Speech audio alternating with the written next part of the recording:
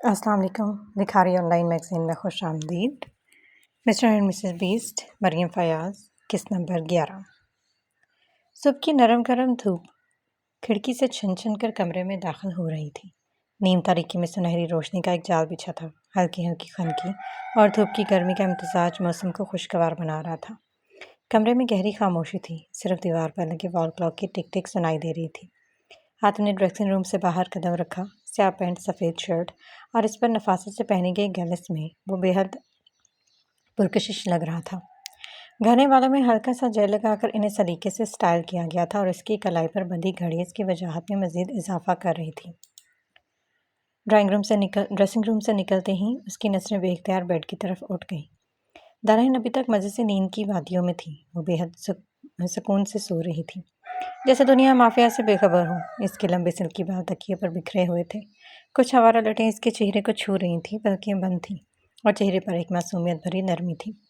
حاتم کے ہونٹوں پر ایک ہلکی سی مسکراہٹ در آئی۔ وہ نفی میں سر ہلاتے ہوئے بیڈ کی طرف بڑھا۔ کچھ لمحے وہ بس خاموشی سے اسے دیکھتا رہا۔ اس کا چہرہ نیند میں اتنا معصوم لگ رہا تھا کہ وہ بے اختیار جھک گیا۔ آہستہ سے اس کے چہروں پر پڑی لٹوں کو انگلیوں کی مدد سے پیچھے کیا۔ اس کا نرم و گرم لمس دانائن کی گال کو چھو گیا اور حاتم کے اندر جیسے ایک سنسنی سی دوڑ گئی۔ اس کی نظریں دانائن کی لمبی پلکوں پر جا ٹکی جو خوابوں کے بوجھ سے بند تھی۔ کتنی ضدی لڑکی ہے، اگر ہمیشہ ایسے معصوم رہے تو شاید زندگی آسان ہو جائے۔ وہ خود سے بڑبڑایا، مگر وہ زیادہ دیر خود کو روک نہیں پایا۔ اس نے آہستہ سے جھک کر اس کے کان کے قریب سرگوشی کی۔ دانائن۔ کوئی جواب نہیں۔ حاتم نے ایک گہری سانس لی اور تھوڑا سا جھک کر نرمی سے اس کے کان کے قریب بولا، دانائن اٹھو، ورنہ میں اپنے طریقے سے اٹھاؤں گا۔ اب اس میں کوئی رد عمل نہیں۔ حاتم نے شرارت سے مسکراتے اپنے دونوں ہاتھ بیڈ پر رکھے اور بالکل اس کے چہرے کے قریب جھکایا۔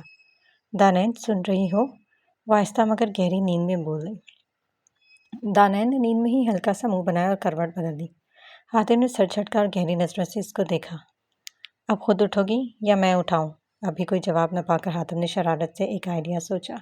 اسے آہستہ سے اپنا چہرہ دانائن کے بالکل قریب کیا، جیسے ابھی اس کے کانوں میں کچھ کہنا لگا ہو، مگر اچانک ہی اس کے چہرے پر اپنی انگلیوں سے ہلکا سا ٹچ کیا۔ دانائن نے ایک جھٹکے سے آنکھیں کھول دی۔ حاتم! وہ ایک دم سے گھبرا کر اٹھ بیٹھی۔ حاتم سیدھا کھڑا ہو گیا، چہرے پر سنجیدگی طاری کرتے بولا، اٹھنے میں اتنی مشکل کیوں ہو رہی تھی؟ یونیورسٹی کے لیے دیر ہو رہی ہے، وہ جیسے غصے میں بولا۔ دانائن نے نیند سے بوجھل آنکھوں سے اسے دیکھا، پھر ہلکے سے خمار بھرے لہجے میں بولی، ہائے، پتہ نہیں کیوں میرا پیٹ درد کر رہا ہے، سر بھی بھاری ہے، ایسے لگ رہا ہے جیسے الٹی آئے گی اور چکر بھی آ رہے ہیں۔ حاتم نے آئیبرو اٹھائے اور لب بھینچتے ہوئے پوچھا، اچھا چلو کوئی بات نہیں، پہلے ڈاکٹر کے پاس چلتے ہیں پھر یونیورسٹی۔ دانائن نے فوراً سے آنکھیں پٹپٹائیں اور حیرت سے منہ کھول دیا۔ حاتم، آج چھٹی کرنے دینا، کل سے پکا جاؤں گی۔ دانائن معصومیت سے آنکھیں پٹپٹاتے انگلیاں مروڑتے بولی۔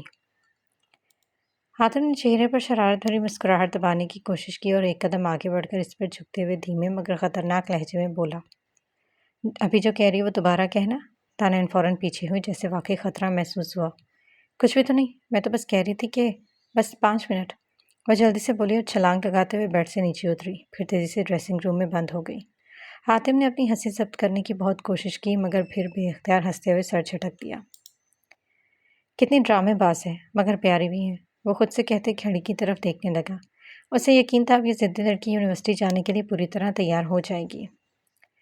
بلاج اس وقت اپنے کمرے میں ڈریسنگ ٹیبل کے سامنے کھڑا آئینے میں خود کو دیکھتے ہوئے تیار ہو رہا تھا۔ نفاست سے سجے کمرے میں ہلکی روشنی پھیلی ہوئی تھی، اس روشنی میں افنان کی موجودگی جیسے کسی خواب کی تعبیر محسوس ہو رہی تھی۔ وہ نرمی سے بلاج کی تیاری میں مدد کر رہی تھی، اس کے کوٹ کا کالر درست کرتے ہوئے اور کبھی اس کے بالوں پر ہاتھ پھیرتے ہوئے۔ یہ آپ کی گھڑی، افنان نے محبت بھرے مسکراہٹ کے ساتھ اسے گھڑی پکڑاتے ہوئے کہا۔ بلاج نے نرمی سے گھڑی اس کے ہاتھ سے لگی، مگر اس کی انگلی افنان کی نرم ہتھیلی پر ٹھہر گئی۔ ٹھیک ہو مسز؟ بلاج نے دھیمے لہجے میں کہا، اس کی نظروں میں شرارت جھلک رہی تھی۔ افنان نے پلکیں جھکا لی، چہرہ گلابی ہونے لگا۔ بلاج کی مسکراہٹ گہری ہو گئی۔ اچھا افنان، ابھی میں پارٹی آفس جا رہا ہوں، شام کو جلدی آؤں گا، تم تیار رہنا، ہمیں ڈنر پر جانا ہے، بلاج نے اپنا کوٹ درست کرتے ہوئے کہا اور اس کی جانب مڑا۔ افنان نے سر ہلایا، لیکن اس سے پہلے کہ وہ کوئی جواب دیتی، بلاج نے آگے بڑھ کر اس کا چہرہ اپنے ہاتھوں کے نرم لمس میں بھر لیا۔ اس کی انگلیاں افنان کے گالوں کو چھوتے ہی وہ لمحہ کسی جادو کی مانند ٹھہر گیا۔ بلاج کی گرم سانسیں افنان کی پیشانی سے ٹکرائیں اور پھر اس نے نرمی سے اپنے لب اس کی پیشانی پر رکھ دیے۔ افنان کی پلکیں لرزنے لگیں، دل کی دھڑکنیں بے ترتیب ہو گئیں۔ وہ اس کے لمس میں گم تھی جیسے وقت تھم گیا ہو۔ بلاج نے ڈریسنگ ٹیبل سے ایک پرفیوم کی بوتل اٹھائی اور افنان کی طرف بڑھائی۔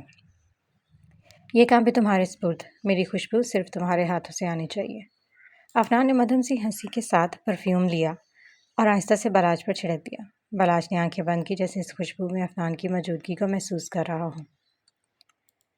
خدا حافظ، بلاج نے مدھم سرگوشی میں کہا، لیکن اس کے لہجے میں جدائی کی کوئی پرچھائی نہیں تھی، بلکہ ایک وعدہ تھا، جلد واپس آنے کا، ہمیشہ ساتھ رہنے کا۔ افنان نے بھی مدھم آواز میں جواب دیا، خدا حافظ۔ بلاج نے اس کی تھوڑی کو نرمی سے چھوا اور ہلکا سا اوپر اٹھایا تاکہ وہ اس کی آنکھوں میں جھانک سکے۔ یوں اداس کیوں ہو رہی ہو؟ میں جلدی آ جاؤں گا اور پھر صرف تمہارا بنوں گا، پوری رات۔ اس کے لہجے میں نرمی، محبت اور ہلکی سی شرارت تھی۔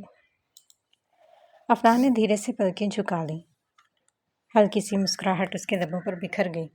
بلاج نے ایک لمحے کے لیے اسے دیکھا، جیسے اپنی آنکھوں میں بسا لینا چاہتا ہو، پھر آہستہ سے پیچھے ہٹا۔ وہ گاڑی کی چابی اٹھانے کے لیے مڑا، مگر دروازے تک پہنچنے سے پہلے ہی اسے محسوس ہوا کہ افنان کے قدم بھی اس کے پیچھے پیچھے بڑھ رہے تھے۔ بلاج رک گیا اور مڑ کر دیکھا۔ افنان چند قدم کے فاصلے پر کھڑی تھی، نظریں جھکائے، انگلیاں ایک دوسرے میں الجھائے۔ بلاج نے مسکرا کر سر جھکایا، پھر آہستہ سے اس کے پاس آیا، اس کے بالوں میں ہاتھ پھیرتے ہوئے نرمی سے بولا، چلو اب اجازت دو، ورنہ اگر تم نے یوں پیچھے پیچھے چلنا جاری رکھا تو شاید میں جا نہ سکوں۔ افنان نے ہلکا سا قہقہا لگایا، مگر اس کی آنکھوں میں اب بلاج کے لیے بے پناہ محبت جھلک رہی تھی۔ بلاج کی ایک آخری بار اس کی پیشانی پر لب رکھے، پھر دھیرے سے اس کے ہاتھوں کو تھام کر نرمی سے دبایا جیسے خاموشی سے کوئی وعدہ کر رہا ہو، اور پھر دروازے کی طرف بڑھ گیا۔ افنان وہیں کھڑی رہی، دروازے کے قریب جا کر اسے دیکھتا رہی، اور جب دروازہ بند ہوا تو ہلکی سی سانس خارج کی، جیسے اپنے دل کو تسلی دے رہی ہو کہ وہ جلدی لوٹ آئے گا۔ اب وہ جلدی سے مڑی اور ڈریسنگ ٹیبل کی سمت بڑھی، اسے اب شام کے لیے تیاری کرنی تھی۔ سلطان حویلی کے وسیع اور عریض لاؤنج میں ہلکی ہلکی روشنی بکھری ہوئی تھی۔ سامنے بڑے سے صوفے پر دلان ٹانگیں موڑ کر بیٹھے تھے اور اس کی گود میں روکی مزے سے لیٹا تھا، جیسے کسی بادشاہ کی طرح عیش کر رہا ہو۔ دلان اس کے نرم بالوں میں ہاتھ پھیر رہی تھی، کبھی اس کے کانوں کو سہلاتی تو کبھی اس کے ناک پر ہلکی سی چپک مار کر ہنستی۔ دوسری طرف عیسیٰ، جو شادی کے بعد دلان کے منہ سے دو پیار بھرے بول سننے کے لیے ترس رہا تھا، سامنے والے صوفے پر براجمان تھا، ایک ہاتھ تھوڑی کے نیچے رکھے، دوسرے ہاتھ سے صوفے کے کشن کو پر انگلیاں مار رہا تھا۔ اس کی نظریں دلان پر نہیں بلکہ اس ظالم کتے پر جمی تھی، جسے اس کی نئی نویلی دلہن پر ہر وقت چاہت اور شفقت میں نہلا رہی تھی۔ پاس ہی موسیٰ بیٹھا تھا، موبائل ہاتھ میں تھا اور بار بار ہنستے ہوئے کچھ ٹائپ کر رہا تھا۔ عیسیٰ نے کچھ دیر خاموشی سے یہ منظر برداشت کیا، مگر جب روکی کو گود میں لے کر دلان نے اس کی ناک کے ساتھ اپنی ناک مسکی تو اس کی برداشت کا پیمانہ لبریز ہوا۔ اس نے کرسی کی پشت سے ٹیک سیدھا ہو کر بیٹھتے آواز بلند کر کے بے بسی سے کہا، کاش میں کتا ہوتا۔ موسیٰ جو موبائل میں مگن تھا، کہا مار کر ہنس دیا، اگر تو کتا ہوتا نا تو کم از کم روکی کی برابر جگہ ہی مل جاتی تجھے۔ عیسیٰ نے اسے گھور کر دیکھا، ابھی روکی کے برابر نہیں، اسے زیادہ عزت چاہیے، آخر میں اس کا شوہر ہوں۔ موسیٰ نے کندھے اچکائے، تو شوہر بھی بعد میں بننا، پہلے روکی رقیب بن چکا ہے۔ دلان نے اپنی انگلیوں سے روکی کے بالوں میں کنگھی کرتے ہوئے ہلکے سے کہا، فضول مت باتیں کیا کرے، روکی میرا بیٹا ہے۔ عیسیٰ کا منہ کھلا کا کھلا رہ گیا، اوہ تو اب میں تمہارا شوہر نہیں بلکہ اس کا سوتیلا باپ بن گیا ہوں۔ موسیٰ نے کہا لگایا، بھائی یہ تو بڑا خطرناک رشتہ نکلا۔ عیسیٰ نے تب کر روکی کو دیکھا جو اسے اپنے معصوم آنکھوں سے دیکھ رہا تھا، جیسے کہہ رہا ہو، دیکھ بندے، مقابلہ سخت ہے۔ عیسیٰ نے گہری سانس لی اور خود پر قابو پاتے ہوئے بولا، اچھا تو بیٹا ہے، چلو پھر اسے کہو اپنی وراثت میں سے مجھے حصہ دے۔ دلان نے بے نیازی سے کہا، روکی کو تو بس پیار دیتا ہے، اسے اور کچھ نہیں چاہیے۔ عیسیٰ نے ہونٹ بھینچ لیے، ہاں تو وہ تو صاف نظر آ رہا ہے، تمہاری ہر وقت کی لاڈی اس کے لیے ہی ہے۔ حد ہے، شادی کو 1 ہفتہ ہو گیا اور ابھی تک تم نے مجھ سے ٹھیک سے بات نہیں کی، جبکہ یہ کتا صبح شام تمہاری گود میں بیٹھا ہے۔ دلان نے سر اٹھا کر پہلی دفعہ عیسیٰ کو غور سے دیکھا، جیسے سوچ رہی ہو کہ واقعی یہ شکایت کر رہا ہے یا مذاق کر رہا ہے۔ عیسیٰ آپ کو جلن ہو رہی ہے؟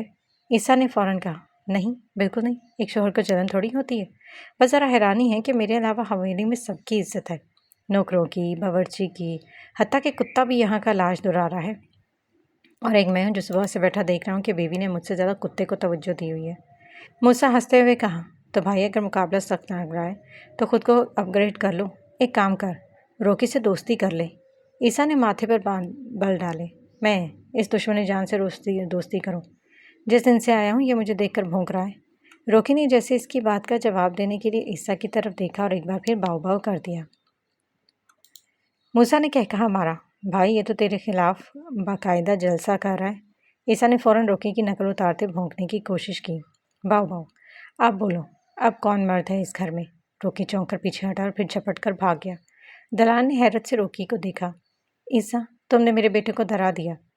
عیسیٰ فاتحانہ انداز میں مسکرایا۔ یہ میرا پہلا قدم ہے، بہت جلد روکی کو سمجھ آئے گا کہ اصل میں تمہارا مالک ہوں۔ موسیٰ نے تالیاں بجائی۔ بھائی، اگر تو نے واقعی روکی کو بھگا دیا تو میں تجھے حویلی کا اصلی سلطان مان لوں گا۔ دلال نے ماتھے پر ہاتھ مارا۔ آپ دونوں پاگل ہیں۔ پاگل نہیں، لیکن اب میں ثابت کر کے رہوں گا کہ میں اس گھر میں سب سے زیادہ اہم ہوں۔ عیسیٰ نے مزے سے کہا۔ تو پھر بھائی، اگلا قدم کیا ہے؟ موسیٰ نے شرارتی مسکراہٹ کے ساتھ کہا۔ اگلا قدم؟ دلال تیار ہو جاؤ، اب سے میں بھی تمہاری توجہ کا اتنا ہی حقدار ہوں جتنا روکی، اور یاد رکھنا میں کسی کتے سے ہار نہیں مارنے والا۔ عیسیٰ نے گہری سانس لی اور شرارتی انداز میں کہا۔ موسیٰ نے ایک بار پھر کہا مالا، اور دلال نے بے بسی سے عیسیٰ کو دیکھا، لیکن پہلی بار اس کے چہرے پر بھی ایک ہلکی سی مسکراہٹ تھی جو شاید وہ خود بھی محسوس نہ کر سکی۔ کیمپس کیفے کی گہمے عروج پر تھی۔ ٹیبلز پر بیٹھے طلبہ کسی نئے لیکچر کی تیاری کر رہے تھے۔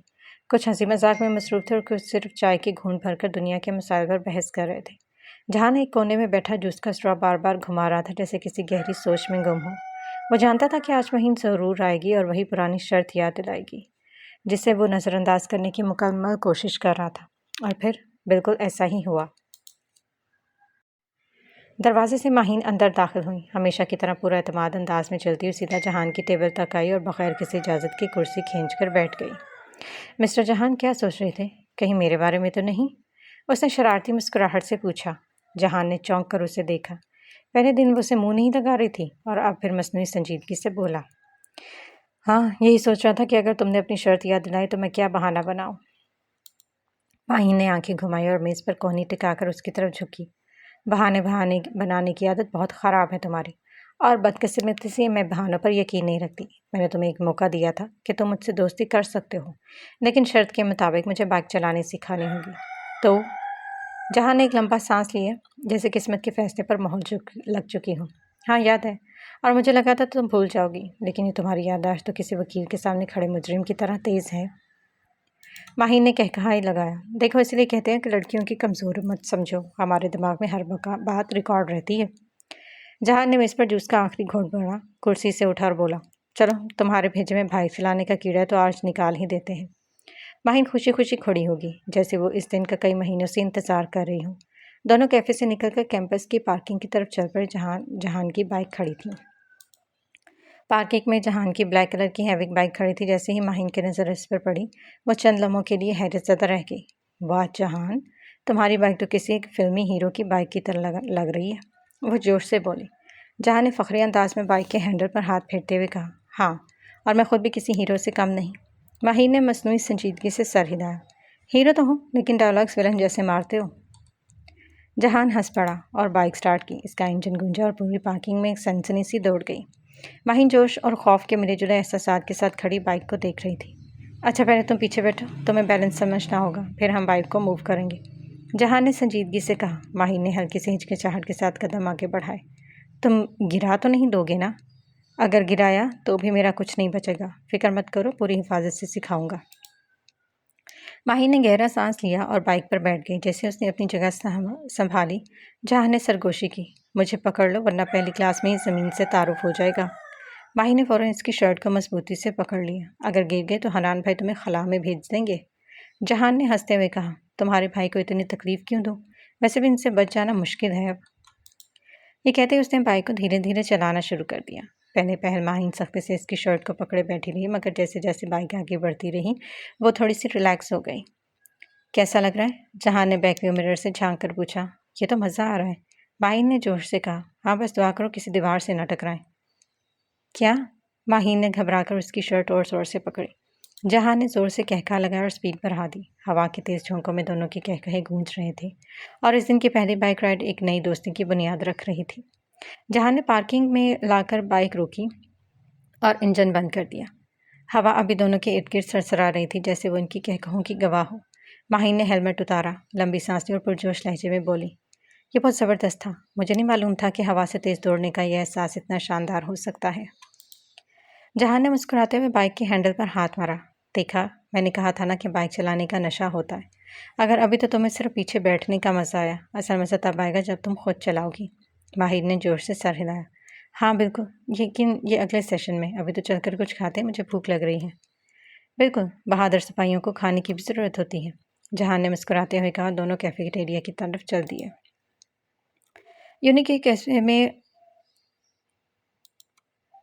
یونیورسٹی کے کیفے میں دوپہر کا وقت تھا، ہلکی ہلکی گہما گہمی جاری تھی، کچھ طلبہ اپنی کتابیں کھولے امتحان کی تیاری کر رہے تھے، کچھ گپ شپ میں مصروف تھے اور کچھ کھانے پر نظریں جمائے بیٹھے تھے۔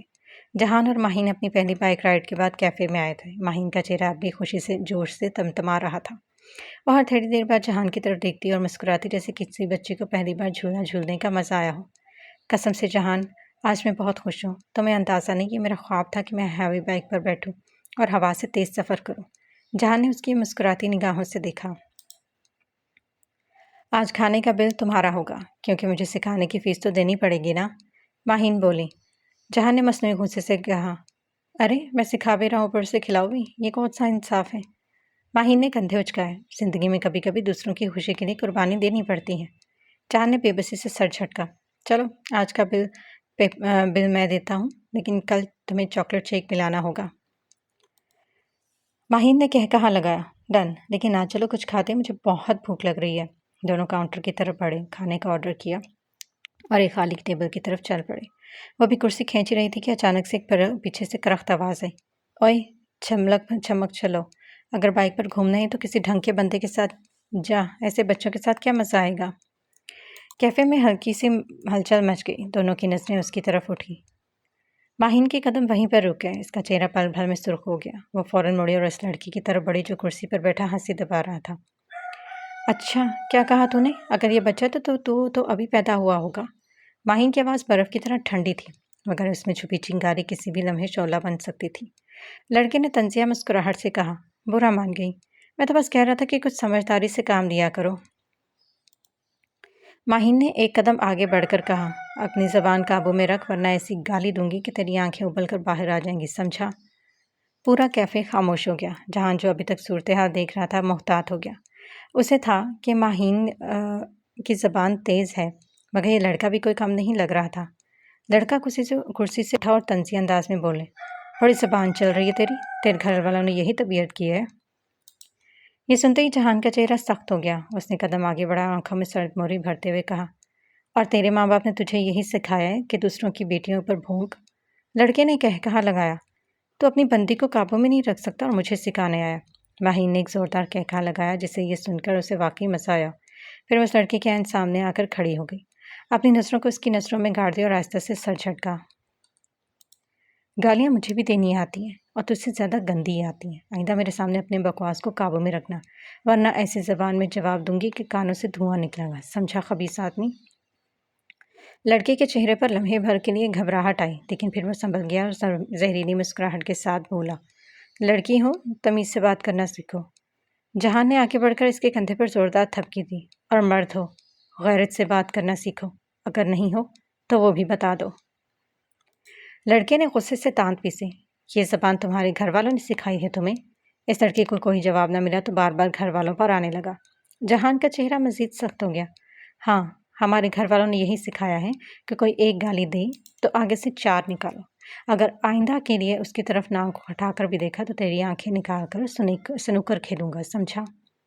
لڑکا ایک لمحے کے لیے ساکت کھڑا رہا، اس کے چہرے پر واضح بے بسی نظر آ رہی تھی، لیکن وہ کچھ کہنے کی بجائے زور سے کرسی گھسیٹ کر واپس بیٹھ گیا۔ جہان نے کوئی اور بحث کرنے کے بجائے ماہین کی کلائی پکڑی اور کہا، چلو اپنا کھانا ٹھنڈا مت کرو۔ ماہین نے ایک آخری نظر اس لڑکی پر ڈالی جس کا چہرہ اب کڑوا ہو چکا تھا، پھر وہ جہان کے ساتھ چل پڑی۔ جیسے وہ دونوں میز پر آ کر بیٹھے، ماہین نے آہستہ سے کہا، تم نے جو میرے لیے کہا وہ اچھا لگا۔ جہان نے کندھے اچکائے، یہ تو میرا فرض تھا، لیکن اب مجھے ڈر ہے کہیں تمہاری زبان مجھ پر نہ چل جائے۔ ماہین نے ہنستے ہوئے پانی کی بوتل اس کی طرف اچھالی، چپ کرو اور کھاؤ۔ کیفے میں ہلچل تو ختم ہو گئی تھی، مگر کئی لوگ ابھی تک جہان اور ماہین کی طرف دیکھ رہے تھے۔ وہ دونوں بےپرواہ ہو کر کھانے میں لگ گئے جیسے کچھ ہوا ہی نہ ہو، لیکن ماہین کے دل میں کہیں نہ کہیں 8 دن کی یہ نئی یاد ہمیشہ کے لیے نقش ہو چکی تھی۔ یونیورسٹی کی وسیع عمارت میں آج بھی حسب معمول رونق لگی ہوئی تھی۔ مختلف ڈپارٹمنٹس کے طلباء اور طالبات اپنی اپنی کلاسز میں جانے کے لیے ادھر ادھر مصروف دکھائی دے رہے تھے۔ موسم خوشگوار تھا، ہلکی ٹھنڈی ہوا کے جھونکے کھڑکیوں کے پردے ہلکے ہلکے سرکا رہے تھے۔ کلاس روم میں مارکیٹنگ مینجمنٹ کا لیکچر جاری تھا اور سامنے کھڑا پروفیسر حاتم پورے اعتماد اور دھیان کے ساتھ لیکچر دے رہا تھا۔ اس کی گہری آواز کلاس میں موجود تمام طلباء کی توجہ کا مرکز بنی ہوئی تھی، مگر ایک لڑکی ایسی تھی جس پر اس کی آواز کا کوئی اثر نہیں ہو رہا تھا۔ لڑکی؟ ہاں لڑکی۔ کون؟ دانین؟ دانین زینب کے ساتھ آخری بانچ پر بیٹھی مسلسل باتوں میں مصروف تھی۔ کبھی ہنس رہی تھی تو کبھی سرگوشے میں زینب کو کچھ بتا رہی تھی، کبھی نوٹس لکھنے کا ڈرامہ کر رہی تھی اور کبھی فون کی اسکرین چیک کر رہی تھی۔ زینب بار بار اسے خاموش ہونے کا کہہ رہی تھی، مگر دانین کے لیے جیسے اکثر سے زیادہ اپنی باتیں ضروری تھیں۔ حاتم کی نظریں بار بار اس پر جا ٹک رہی تھیں۔ وہ چپ چاپ اپنی بات جاری رکھے ہوئے تھا، مگر اس کے چہرے پر چھائی سنجیدگی اس کے اندر اٹھتے طوفان کا پتہ دے رہی تھی۔ جب بھی کوئی پروڈکٹ لانچ کی جاتی ہے تو اس کی مارکیٹنگ میں پوزیشننگ بہت اہم ہوتی ہے۔ اگر برانڈ کی پوزیشننگ مضبوط نہ ہو تو مارکیٹ میں اس کا اندازہ زندہ رہنا مشکل ہوتا ہے۔ حاتم نے وائٹ بورڈ پر کچھ لکھتے ہوئے کہا، مگر اس کی نظر دانین پر تھی جو بدستور باتوں میں مگن تھی۔ آخر کار حاتم نے بورڈ کی طرف پشت کی اور کلاس کی طرف دیکھا۔ اس کا صبر جواب دے چکا تھا۔ جس کو باتیں کرنی ہیں وہ کلاس سے باہر جا سکتا ہے۔ کلاس میں ایک دم سناٹا چھا گیا۔ سب طلبہ حیران ہو کر ایک دوسرے کو دیکھنے لگے۔ زینب کا چہرہ شرمندگی سے سرخ ہو گیا۔ وہ جلدی سے سیدھی ہو کر بیٹھ گئی اور سر جھکا لیا۔ اس کے ہونٹوں پر آئی ہنسی جیسے ایک پل میں منجمد ہو گئی تھی۔ مگر دانین؟ وہ اپنے مخصوص انداز میں بڑی بے شرمی کے ساتھ بڑے آرام سے اٹھی، بیگ کندھے پر ڈالا اور بغیر کسی ہچکچاہٹ کے کلاس سے باہر نکل گئی۔ کلاس میں ایک لمحے کے لیے سب کو سانپ سونگھ گیا۔ زینب نے حیرت سے اپنی آنکھیں پھیلا لی اور دوسرے طلباء بھی دنگ رہ گئے۔ کسی کو یقین نہیں آ رہا تھا کہ کوئی پروفیسر کے کہنے پر یوں کلاس سے اٹھ کر جا بھی سکتا ہے۔ حاتم وہ جو دانین کی اس رویے کی توقع نہیں کر رہا تھا پل بھر کے لیے ساکت رہ گیا۔ اس کے چہرے پر ایک عجیب سا تاثر آیا تھا، جیسے شدید غصہ بھی اور حیرت بھی۔ وہ چلنا بھی وہیں کھڑا اسے دروازے سے باہر جاتے دیکھتا رہا، پھر گہری سانس بھرتے چہرے پر ضبط کی ایک اور تہر چڑھائی اور اپنی کتاب کھولی۔ تو چلیں اب ہم اگلے ٹاپک کی طرف آتے ہیں۔ حاتم نے جیسے خود کو نارمل رکھنے کی کوشش کی اور لیکچر دوبارہ شروع کر دیا، مگر اس کی نظریں کبھی کبھی دروازے کی طرف اٹھ جاتی تھیں۔ باہر یونیورسٹی کی راہداری میں دانین سکون سے چلتی جا رہی تھی۔ اس کے ہونٹوں پر ایک شرارتی مسکراہٹ تھی، جیسے اسے اپنی اس حرکت پر فخر ہو۔ میری ہی کلاس میں مجھے ہی چیلنج کرنے چلا تھا، خود سے بڑبڑائی اور باہر لان کی طرف بڑھ گئی۔ اس بات سے بے خبر کے لیکچر کے بعد حاتم کا غصہ کس طرح بھڑکنے والا تھا۔ یونیورسٹی کے بعد سلطان حویلی کے لیے واپسی کا سفر شروع ہو چکا تھا۔ گاڑی کی رفتار معمول سے تیز تھی اور اندر ایک عجیب سی خاموشی چھائی ہوئی تھی۔ حاتم کی نظریں سڑک پر جمی ہوئی تھیں، مگر چہرے کی سختی اس کے اندر اٹھتے طوفان کی عکاسی کر رہی تھی۔ وہ اسٹیئرنگ مضبوطی سے تھامے گاڑی چلا رہا تھا، مگر اس کے دماغ میں صرف اور صرف دانین کی حرکتیں گونج رہی تھیں۔ اس کا بنا جھجکے کلاس سے اٹھ کر چلے جانا، اس کی بے نیازی، اس کے چہرے پر وہ شرارتی مسکراہٹ۔ دوسری طرف دانین نے پوری کوشش کی کہ وہ اس خطرناک خاموشی کو نظر انداز کرے۔ وہ بار بار اپنی گھڑی دیکھتی، کبھی کھڑکی سے باہر جھانکتی، کبھی اپنے ناخنوں سے کھیلنے لگتی، مگر حاتم کی یہ خاموشی اس کے دل کی دھڑکنوں کو بے ترتیب کر رہی تھی۔ یہ کچھ زیادہ ہی خاموش ہو گیا، اتنا تو برا میں نے بھی نہیں کیا تھا، اس نے دل میں سوچا، مگر زبان بند رکھی، کیونکہ حاتم کی شخصیت ایسی تھی کہ وہ جب چپ ہو تو خطرے کی گھنٹی بجنے لگتی ہے۔ پورے راستے حاتم نے ایک لفظ بھی نہیں بولا، اور یہی چیز دانین کو بے چین کر رہی تھی۔ آخر کار گاڑی سلطان حویلی کے بڑے گیٹ کے سامنے آ کر رکی۔ حاتم نے جیسے ہی گاڑی روکی، دانین نے لمحہ ضائع کیے بغیر دروازہ کھولا اور تیزی سے اندر بھاگنے لگی، مگر بھاگنے پاتی اس سے پہلے ہی حاتم نے ایک جھٹکے سے اس کا بازو پکڑ لیا۔ کہاں جا رہی ہو؟ اس کی بھاری آواز میں سختی اور غصہ واضح تھا۔ دانین نے ہڑبڑا کر اس کی طرف دیکھا، مگر اب بھاگنے کا کوئی راستہ نہیں تھا۔ حاتم میں تو بس اندر جا رہی تھی ماما، شاید۔ وہ بہانہ بنانے لگی، مگر حاتم نے ایک لمحہ ضائع کیے بغیر اسے ساتھ کھینچا اور سیدھا کمرے کی طرف لے جانے لگا۔ لاؤنج میں بیٹھی عائشہ سلطان نے یہ منظر حیرت سے دیکھا۔ حاتم کا یوں دانین کو بازو سے پکڑ کر اندر لے جانا کسی معمول کی بات نہیں تھی۔ یہ دونوں پھر کسی جنگ کے موڈ میں ہیں۔ انہوں نے زیر لب کہا اور سر نفی میں لایا، مگر کچھ کہے بغیر وہیں پر ہی بیٹھی رہی۔ حاتم نے کمرے میں داخل ہوتے ہی دروازہ بند کر کے لاک کر دیا۔ دانین نے حیرت سے پہلے دروازے کو اور پھر حاتم کو دیکھا، جو پوری طرح اس کی طرف متوجہ تھا۔ हातिम, तुम दरवाज़ा क्यों बंद करो? देखकर तुम्हें गुस्सा है तो बैठकर बात कर सकते हैं ना। वो जानती थी कि तूफान आने वाला है, मगर अब संभलने की कोशिश कर रही थी। हातिम ने गहरी सांस ली और फिर दानैन की तरफ एक कदम बढ़ाया।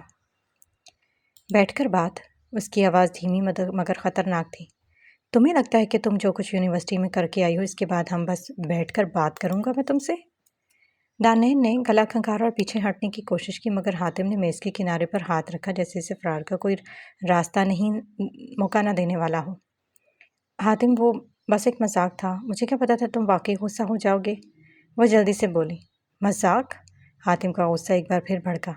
यही तुम्हारा मसला है दानैन, तुम्हें हर चीज़ मजाक लगती है। क्लास में पूरे 45 मिनट तुम अपने दोस्त के साथ बातें करती रही। मैंने नज़रअंदाज किया, मगर जब मैंने वार्निंग दी तो मज़ीद तुम्हारी शरारत बढ़ गई। तुमने क्लास से निकलने में एक लम्हा नहीं लगाया था। क्या मजाक था? तो तुम क्या चाहते थे? मैं शर्मिंदा होकर सर झुका लेती। दानैन ने थोड़ा अकड़ कर कहा। हाँ, कम अज़ कम इतनी इज्जत दिखानी थी कि अपनी हरकत पर पछताती। हातिम की आवाज़ ऊंची हो गई। मगर तुमने तो मुझे पूरी क्लास के सामने जलील चैलेंज कर दिया।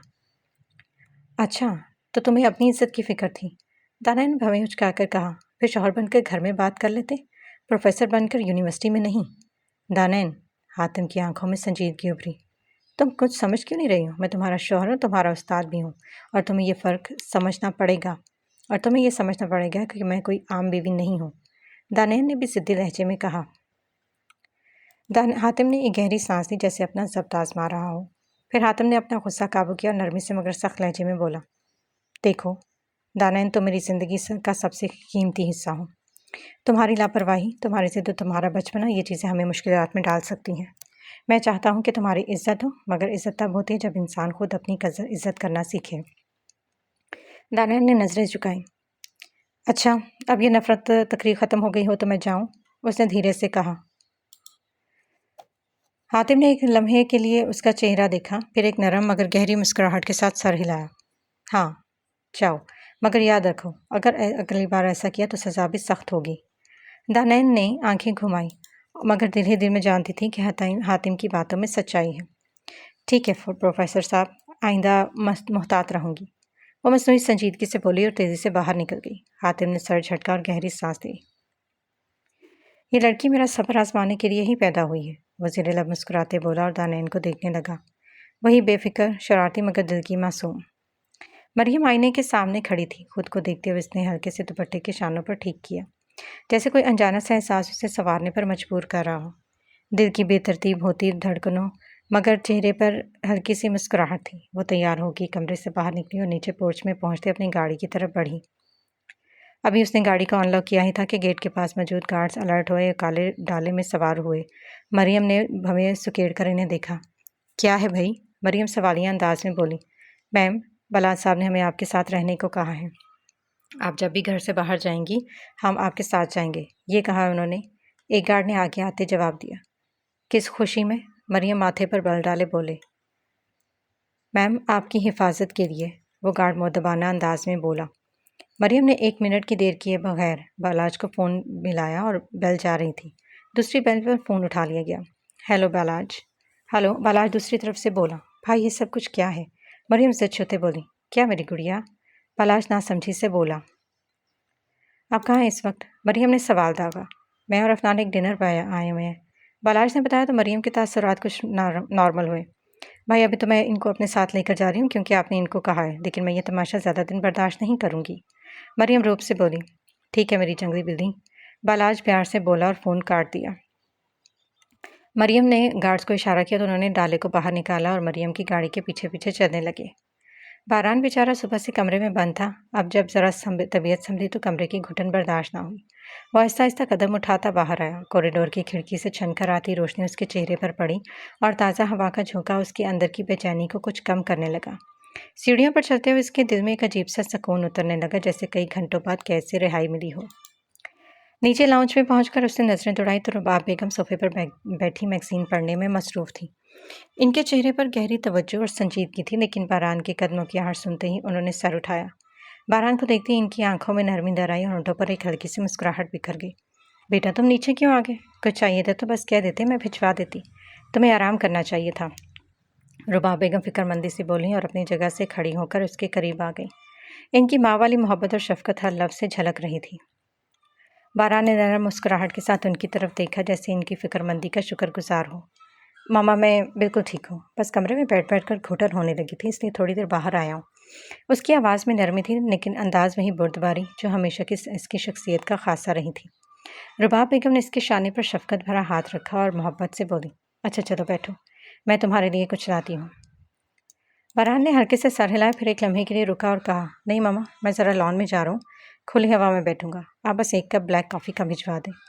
رباب بیگم نے اسے بغور دیکھا جیسے پرکھ رہی ہوں کہ وہ واقعی ٹھیک ہے یا بس انہیں تسلی دے رہا ہے، مگر باران کے چہرے پر اعتماد دیکھ کر وہ ہلکا سا مسکرائیں اور اس بات میں سر ہلایا۔ باران آہستہ آہستہ چلتا ہوا لان کی طرف بڑھ گیا جہاں شام کی خنک ہوائیں اور درختوں کی پتیاں ہلا رہی تھیں۔ اس نے ایک گہری سانس لی جیسے اندر کی ساری الجھنیں اسے ہوا کے ساتھ بہا دینا چاہتا ہو۔ مریم کعبہ مینشن پہنچتے ہی لاؤنج میں داخل اور سامنے آتی رباب بیگم اور فاطمہ بیگم سے گلے ملی۔ بیٹا تم ٹھیک تو ہو نا؟ کون تھے وہ خبیث؟ رباب بیگم شفقت سے بولی۔ جی میں بالکل ٹھیک ہوں آنٹی۔ مریم پیار سے بولی تو رباب بیگم نے آنکھیں سکیڑتے اسے دیکھا۔ آنٹی کیا ہوتا ہے؟ مجھے مما کہا کرو۔ رباب بیگم اس کا شانہ سہلاتے بولی تو مریم اور فاطمہ بیگم مسکراتی۔ جی مما، مریم مسکراتے ہوئے بولی تو بے ساختہ رباب بیگم نے اس کا ماتھا چوما۔ باران کہاں ہے؟ مریم نے دھیمی لہجے میں سوال کیا تو رباب اور فاطمہ بیگم کی مسکراہٹ گہری ہوئی۔ وہ لان کی پچھلی طرف ہے، تم جاؤ میں تمہارے لیے کافی بھجواتی ہوں۔ رباب بیگم پیار سے بولی تو مریم مسکراتے لان کی جانب بڑھ گئی۔ باران اس وقت کعبہ مینشن کے پچھلے باغ میں کھڑا تھا، ایک ہاتھ جیب میں اور دوسرے ہاتھ سے کافی کا کپ تھانگے جیسے کسی گہری سوچ میں ڈوبا ہو، مگر جو ہی مریم اندر آئی وہ مسکرا دیا جیسے اس لمحے کا انتظار کر رہا ہو۔ مدھو مکھی، تم آئی بھی اور میں نے محسوس بھی نہیں کیا، حیرت ہے؟ وہ شرارت سے بولا۔ تم نے واقعی محسوس نہیں کیا یا بس یوں ہی کہہ رہے ہو؟ مریم نے ہلکی سی مسکراہٹ کے ساتھ پوچھا۔ باران نے کافی کا کپ میز پر رکھا اور ایک قدم آگے بڑھائی۔ اگر میں کہوں کہ تمہارے قدموں کی آہٹ نے مجھے ہوش میں مدہوش کر دیا تھا تو یقین کرو گی؟ مریم نے نظریں چرائی مگر اس کے چہرے پر گہری مسکراہٹ تھی۔ ویسے تم نے کہا تھا کہ تمہیں مجھ سے کچھ کہنا ہے، باران نے آہستہ سے کہا، نظریں سیدھا اس کے چہرے پر جمائی۔ مریم نے گہری سانس لی پھر بولی، ہاں میں نے رات تمہاری موجودگی محسوس کی تھی جیسے تم میرے قریب تھے، اگر تم نہیں آئے تو پھر یہ سب۔ باران چند لمحے خاموش رہا پھر ہلکے سے مسکرا کر بولا، کبھی کبھی محبت کی خوشبو فاصلوں سے آزاد ہو جاتی ہے مریم، تم نے محسوس کیا تو اس کا مطلب ہے کہ میں واقعی وہیں تھا چاہے میں آیا تھا یا نہیں۔ مریم نے نظریں جھکا لی، دل عجیب سی کیفیت میں تھا۔ باران نے آہستہ سے اس کے قریب آ کر سرگوشی کی، لیکن اگر تم چاہو تو میں آج سچ میں تمہارے اتنے قریب آ سکتا ہوں کہ تمہارے دوبارہ شک نہ رہے۔ مریم کا چہرہ گلابی ہو گیا۔ اس نے گھبرا کر کہا، مگر اس کے لہجے میں کوئی سختی نہیں تھی بلکہ وہی شرم تھی اور محبت تھی۔ باران نے ہلکا سا کہکا لگایا پھر آہستہ سے بولا، تمہاری آنکھوں میں جو سوال ہیں ان کے جواب تمہیں کسی اور سے نہیں خود اپنے دل سے لینے ہیں مدھو مکھی۔ مریم نے حیرانگی سے اس کی طرف دیکھا، اور اگر میرا دل کہے کہ تمہیں واقعی آئے تھے؟ باران نے مسکراتے ہوئے دھیرے سے اس کا ہاتھ تھام لیا، تو پھر مان لیتا کہ میں ہمیشہ وہیں پر ہی ہوتا ہوں جہاں تم ہو۔ ہوا نے ایک نرم جھونکا مارا، باغ میں پھولوں کی مہک اور زیادہ محسوس کرنے لگی۔ مریم کی پلکیں جھکیں اور باران کی مسکراہٹ گہری ہو گئی جیسے یہ لمحہ ہمیشہ کے لیے امر ہو گیا ہو۔ حال میں گہما گہمی عروج پر تھی، سیاستدانوں، کاروباری شخصیات اور میڈیا نمائندوں کی موجودگی نے ماحول کو مزید سنجیدہ بنا دیا تھا۔ جیسے ہی بلاج افنان کے ساتھ حال میں داخل ہوا، کیمرے ان کی طرف گھوم گئے۔ افنان ہلکے گلابی رنگ کی ساڑی میں نفاست کا نمونہ لگ رہی تھی، جبکہ بلاج کی سیاہ شلوار قمیض اور واسکر اس کی روپدار شخصیت کو مزید نمایاں کر رہی تھی۔ پارٹی چیئرمین ریاض ملک اپنی بیوی کے ساتھ آئے تو بڑی گرم جوشی سے اس کا استقبال کیا۔ بلاج، تمہیں دیکھ کر ہمیشہ خوشی ہوتی ہے، اور آپ کو بھی خوش آمدید، ریاض ملک پہلے بلاج اور پھر افنان کو دیکھتے ہوئے بولا۔ افنان نے مسکرا کر سر جھکا دیا جبکہ بلاج نے ہلکی سی مسکراہٹ کے ساتھ ہاتھ ملایا۔ یہ سب آپ کا خلوص ہے، بلاج بولا۔ ریاض ملک نے ایک خادم کو اشارہ کیا کہ انہیں خاص مہمانوں کی جگہ لے جائے۔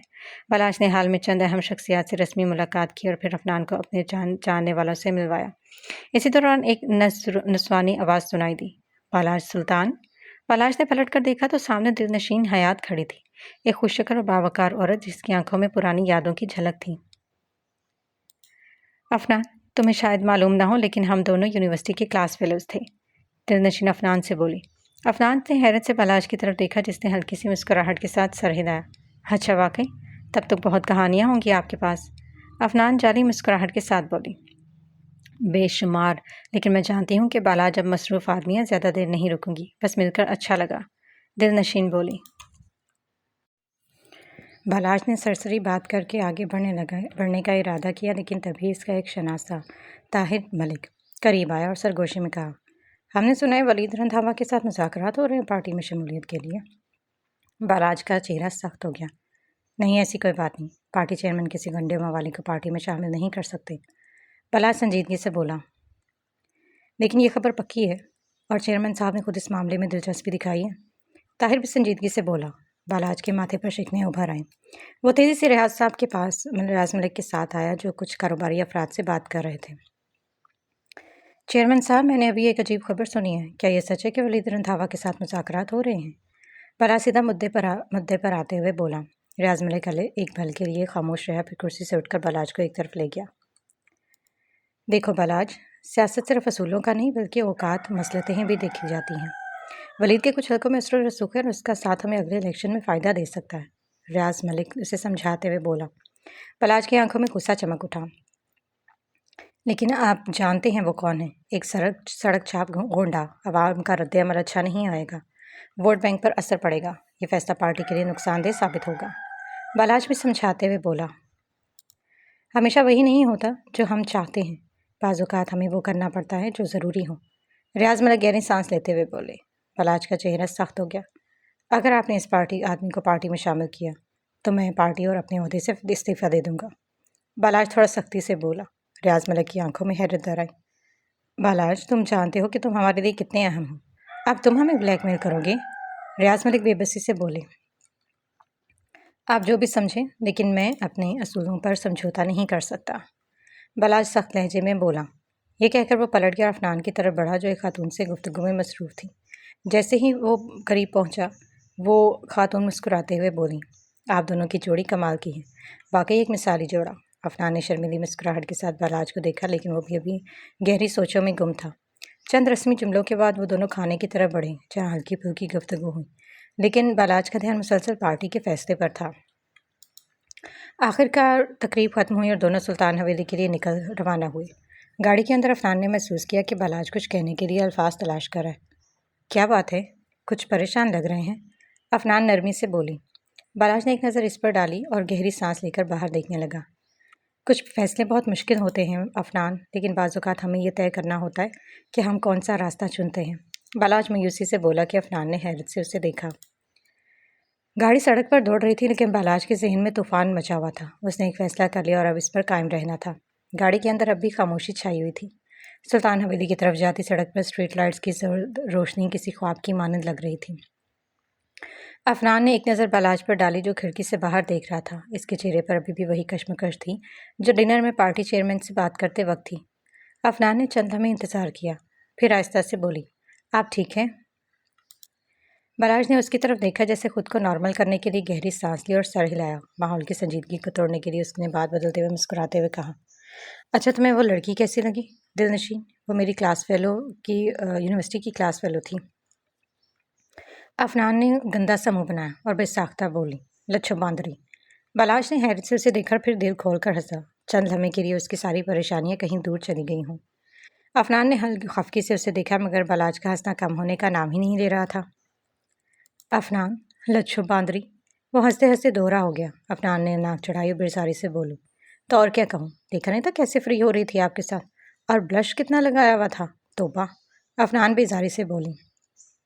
بالاج نے ابھی بھی ہنسی نہیں روکی تھی۔ اس نے سر جھٹک کر گاڑی کی کھڑکی سے باہر دیکھا، پھر مسکراتے ہوئے کہا، ہاں بس یہی وجہ ہے کہ میں دل و جان سے تم پر فدا ہوں میری معصوم دنیا۔ بالاج نے پیار سے اس کا گال کھینچا۔ افنان نے اسے گھور کر دیکھا، مگر اس کے لبوں پر بھی ہلکی سی مسکراہٹ آ گئی۔ ماحول کی کشیدگی کم ہو چکی تھی۔ گاڑی اپنی منزل کی طرف رواں دواں تھی اور سلطان حویلی کی روشنیاں قریب آتی جا رہی تھیں، مگر یہ روشنیاں بہت جلد ایک اندھیر نگری میں بدلنے والا تھا۔ ایک تاریک رات، اندھیرا، ہاں اندھیرا، ایک تاریک رات، ہاں ایک تاریک رات، ماضی اور حال کا ملاپ، ماضی کی جھلک، حال کی اندھیر نگری۔ مریم بیڈ پر نیم دراز لیپ ٹاپ پر انگلیاں چلاتے ہوئے کچھ کام میں مصروف تھی۔ مراد کمرے میں مدھم روشنی تھی اور باہر سناٹے، رات کے سناٹے میں کبھی کبھار کوئی گاڑی گزرنے کی آواز گونجتی۔ ماں پارا دروازے کے قریب چند لمحے کھڑی اسے گھورتی رہی، پھر تیز قدموں سے چلتی اور بیڈ کے کنارے آ کر ہاتھ باندھ لیے۔ اٹھو یہاں سے، وہ اسپاٹ لہجے میں بولی۔ مراد نے نظریں ہٹائے بغیر ایک ہاتھ سے لیپ ٹاپ کی کی بورڈ پر ٹک ٹک جاری رکھی، دوسرے ہاتھ سر کے نیچے رکھ کر آرام دہ لہجے میں لیٹا رہا۔ کس خوشی میں؟ ماں پارا نے دانت پیسے۔ مجھے بلیک میل کر کے شادی کرنے کی خوشی میں۔ مراد نے آئی برو اچکائے، ایک لمحے کو لیپ ٹاپ سے نظریں ہٹا کر مسکرا کر اسے دیکھا، پھر دوبارہ اسکرین پر توجہ مسکرا کر مرکوز کر لی۔ اب تو ہو گئی شادی، اب کیا ہو سکتا ہے؟ اس نے بے نیازی سے کہا۔ ماں پارا نے غصے سے ہاتھ باندھ لیے۔ ٹاپنگ چینج مت کرو، یہ بیڈ میرا ہے اور یہاں میں سوؤں گی۔ مراد نے مصنوعی حیرت سے آنکھیں پھیلائیں۔ اچھا، جہیز میں لے کر آئی تھی؟ ماں پارا کا منہ کھل گیا، غصے میں ایک لمحے کو الفاظ ہی نہ ملے، پھر اس نے جلدی سے ادھر ادھر دیکھا جیسے کوئی چیز ڈھونڈ رہی ہو۔ مراد محتاط ہو گیا، فوراً سیدھا ہو کر بیٹھ گیا۔ کیا ڈھونڈ رہی ہو؟ کوئی ڈنڈا، کوئی تکیا، کوئی ایسا ہتھیار جسے تمہاری عقل ٹھکانے لگا سکوں۔ ماں پارا غرائی۔ مراد نے جلدی سے لیپ ٹاپ ایک طرف رکھا اور دونوں ہاتھ جوڑ دیے۔ دیکھو، پرتشدد حرکتوں کی ضرورت نہیں ہے، ہم بات چیت سے بھی معاملہ حل کر سکتے ہیں۔ ماں پارا نے جھٹکے سے کمبل کھینچا، مگر مراد نے مضبوطی سے پکڑ لیا۔ دونوں کے درمیان چند لمحے کمبل کی کھینچتانی ہوتی رہی، پھر مراد نے ایک زوردار جھٹکا دیا، ماں پارا کا توازن بگڑا اور دھپ سے نیچے جا گری۔ اوہ سوری، مراد نے مسکراہٹ ہنسی دبانے کی ناکام کوشش کی۔ ماں پارا نے خونخوار نظروں سے اسے دیکھا، پھر غصے سے اٹھ کر سیدھا صوفے پر جا بیٹھی۔ بہت خوب، بہت ہی اعلیٰ۔ بیوی کو بیڈ سے نیچے گرا دیا، وہ تپ کر بولی۔ مراد نے کشن اٹھایا اور اسے پیش کر دیا۔ یہ لو، بیویوں کے حقوق کے تحت ایک عدد کشن عطیہ کیا جا رہا ہے۔ ماں پارا نے کشن جھپٹا اور مراد کو مارنے کے لیے لہرایا، لیکن مراد نے جلدی سے کمبل اوڑھ لیا۔ دیکھو، صلح صفائی سے رہنے میں ہی بھلائی ہے، اس کی آواز کمبل کے اندر سے آئی۔ ماں پارا نے تکیہ صوفے پر پٹکا، خود کو کوسا اور غصے سے پیر پٹکتے ہوئے لیٹ گئی۔ مراد نے کمبل کے اندر سے ایک آنکھ باہر نکال کر اسے دیکھا، پھر مسکرا کر لیپ ٹاپ دوبارہ کھول لیا۔ یہ جنگ تو ابھی جیت لی، وہ سرگوشی میں بولا۔ ماں پارا نے تکیہ اٹھایا اور پوری قوت سے اس کی طرف اچھال دیا، جو سیدھا جا کر لیپ ٹاپ پر لگا اور مراد کی فاتحانہ مسکراہٹ لمحے میں غائب ہوئی۔ مراد نے ایک گہری سانس لی، جیسے خود کو صبر کرنے کی تلقین کر رہا ہو، پھر اس نے لیپ ٹاپ بند کیا، کمبل ہٹایا اور بیڈ سے اٹھا۔ ماں پارا صوفے پر منہ دوسری طرف کیے لیٹی تھی، مگر اس کے انداز سے صاف ظاہر تھا کہ وہ ابھی بھی غصے میں ہے۔ مراد آہستہ آہستہ چلتا ہوا اس کے قریب آیا، پھر نرمی سے بولا، میڈم ناراض ہو؟ ماں پارا نے کوئی جواب نہیں دیا، وہ صوفے کے کنارے پر بیٹھا اور مزید نرمی سے بولا، اچھا سوری، غلطی ہو گئی، اب تو معاف کر دو۔ ماں پارا نے جھٹکے سے کروٹ بدلی اور اسے گھورا۔ معافی سے سب کچھ ٹھیک ہو جاتا ہے؟ مراد نے ہلکی سی مسکراہٹ کے ساتھ سر ہلایا۔ زیادہ تر چیزیں تو ہو جاتی ہیں۔ ماں پارا نے تکیہ اٹھایا اور اس کے منہ پر مارنے کی دھمکی دی، مگر مراد نے تیزی سے ہاتھ آگے کر کے تکیہ روک لیا۔ دیکھو، میں تمہیں تنگ کرتا ہوں، چڑھاتا ہوں، لیکن اس کا مطلب یہ نہیں کہ میں تمہاری عزت نہیں کرتا۔ اس کا لہجہ یکدم سنجیدہ ہو گیا۔ ماں پارا نے حیرت سے اسے دیکھا اور مراد عام طور پر اتنی سنجیدہ باتیں نہیں کرتا تھا۔ ہاں میں نے تمہیں زبردستی شادی پر مجبور کیا، مگر اس پہ میری کوئی دشمنی نہیں تھی، تمہیں کونا نہیں چاہتا تھا، بس اتنا ہی قصور ہے میرا۔ ماں پارا کا غصہ کچھ کم ہوا، مگر وہ فوراً نکلنے کے موڈ میں نہیں تھی۔ زبردستی کرنا بھی کوئی محبت ہے؟ مراد نے لمبی سانس لی، پھر ایک لمحے کو خاموش رہا۔ شاید نہیں، مگر میں نے جو کیا وہ اس وقت صحیح لگا۔ میں مانتا ہوں کہ غلط تھا، مگر اب جب سب کچھ ہو چکا ہے، کیا ہمیں ایک دوسرے کو سمجھنے کی کوشش نہیں کرنی چاہیے؟ ماں پارا نے گہری سانس لی اور نظریں چرائیں، جیسے اس کے دل میں کہیں کوئی نرم گوشہ بن رہا ہو، مگر انا بھی بیچ میں آ گئی۔ مراد نے آہستہ سے اس کا ہاتھ تھامنے کی کوشش کی، مگر ماں پارا نے جھٹک دیا۔ اتنی آسانی سے معاف نہیں کروں گی، وہ خفگی سے بولی۔ مراد نے مصنوعی اداسی سے سر چھڑکا لیا۔ چلو، کم از کم یہ تو پتہ چلا کہ ایک دن معاف کر دو گی۔ ماں پارا نے مشکل ہنسی دبائی، مگر مراد نے اس کے چہرے پر نرم پڑتے تاثرات دیکھ لیے تھے۔ اچھا چلو، آج کے لیے سیز فائر۔ مراد نے ہاتھ بڑھائے جیسے صلح کی پیشکش کر۔ ماں پارا نے اسے گھورا، پھر ہاتھ جھٹک دیا۔ سیز فائر کی ضرورت ہی نہیں، کیونکہ میں جنگ بندی پر یقین نہیں رکھتی۔ یہ کہہ کر وہ اٹھ کھڑی اور بیڈ کی طرف بڑھنے لگی۔ مراد پیچھے سے بولی، ارے تو پھر میں بھی دوبارہ اپنی جگہ لینے آ رہا ہوں۔ ماں پارا تیزی سے پلٹی، خبردار جو بیڈ کی طرف آئے۔ مراد نے ہنستے ہوئے ہاتھ اٹھا دیے۔ ٹھیک ہے بھائی، آج کے لیے صوفہ میرا ہوا۔ ماں پارا مسکرا دی، اور پہلی بار اس کے چہرے پر ناراضی نہیں، جو اکثر رہتی تھی۔ مراد نے اسے دیکھ کر اطمینان سے کمبل اٹھایا اور صوفے پر بیٹھ گیا۔ یہ جنگ لمبی چلے گی، پر میں ہار ماننے والا نہیں۔ مراد نے دل ہی دل میں سوچا اور مسکرا دیا۔